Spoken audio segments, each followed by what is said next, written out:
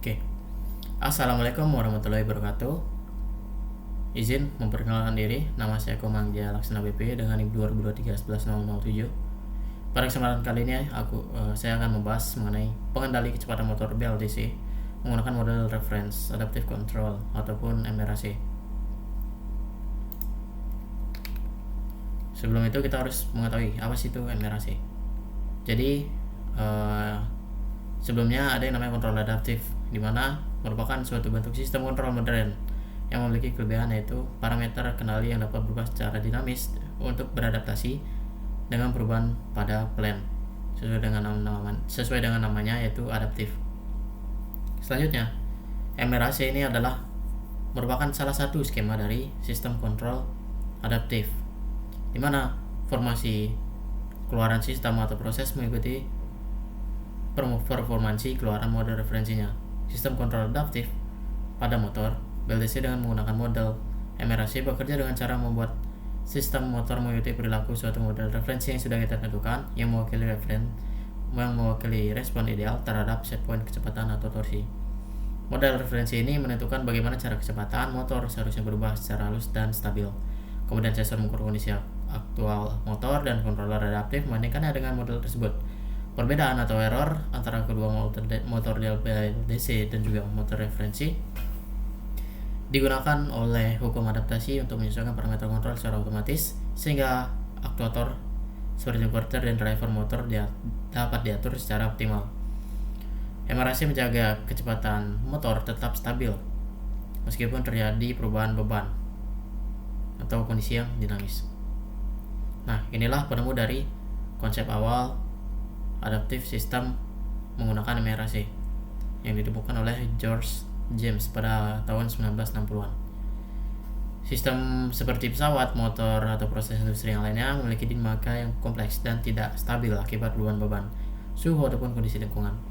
Controller klasik hanya bekerja optimal jika parameter sistem tetap, sehingga munculkan kebutuhan controller yang bisa menyesuaikan diri secara otomatis. Maka dari itu kebutuhan MRAC inilah atau konsep adaptive control atau MRAC ini dikembangkan agar sistem bisa meniru perilaku model dengan mengadaptasi parameter kendali secara real time.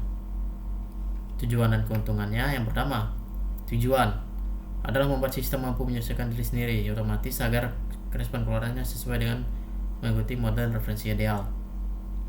Keuntungan antara lain beradaptasi terhadap perubahan kondisi, tidak memerlukan model sistem yang sangat presisi, serta mampu meningkatkan efisiensi, stabilitas, dan respon dinamis. Dengan karakter adaptifnya, MRAC menjadi solusi kontrol cerdas, efisien, dan handal. Secara umum, inilah blok diagram dari sistem kontrol MRAC. MRAC itu sendiri terdiri dari 3 komponen utama yaitu plan, model referensi, dan mekanisme adaptasi. Secara keseluruhan, diagram ini menunjukkan bagaimana MRAC dan MAT bekerja untuk mengatur plan agar mengikuti keluaran model referensi secara adaptif. Tujuannya adalah untuk memastikan keluaran plan sesuai dengan keluaran model referensi, meskipun terdapat perubahan ataupun disturbance. Pada diagram ini juga terdapat keluaran sistem plan mengikuti keluaran model referensi. Model referensi dan plan masing-masing diwakili oleh fungsi transfer yang terdiri dari pembilang dan ataupun denumerator, dan penyebut. Mekanisme adaptasi bertanggung jawab untuk menyesuaikan parameter pengendali secara dinamis agar keluaran plan sesuai dengan keluaran model referensi. Ini melibatkan penggunaan variabel adaptatif yang mengatur kekuatan gain dari sinyal masukan integrator untuk mengintegrasikan sinyal kesalahan dan penguat negatif atau minus K. Untuk menentukan kecepatan adaptasi, sinyal kesalahan dihitung dengan membandingkan keluaran plan dan model referensi, dan kesalahan ini digunakan untuk mempengaruhi variabel adaptatif dengan menggunakan MAT rule. Mekanisme adaptasi memastikan bahwa kesalahan antara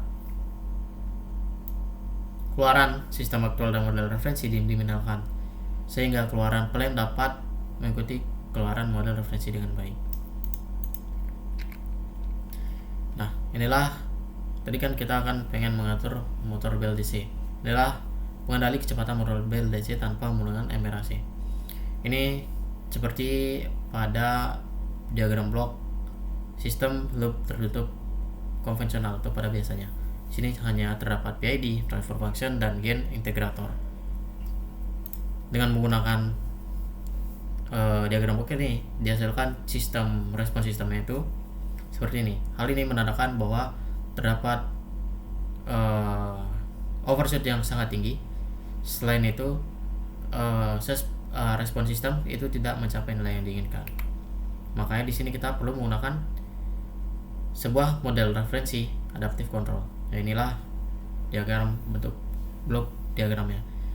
Di atas pada scope 1 ini adalah menandakan bahwa scope yang menjadi model referensi dari sistemnya. Misal, sistem ini akan mencapai nilai set point 1 hanya dalam 1 detik. Itulah model referensi misal.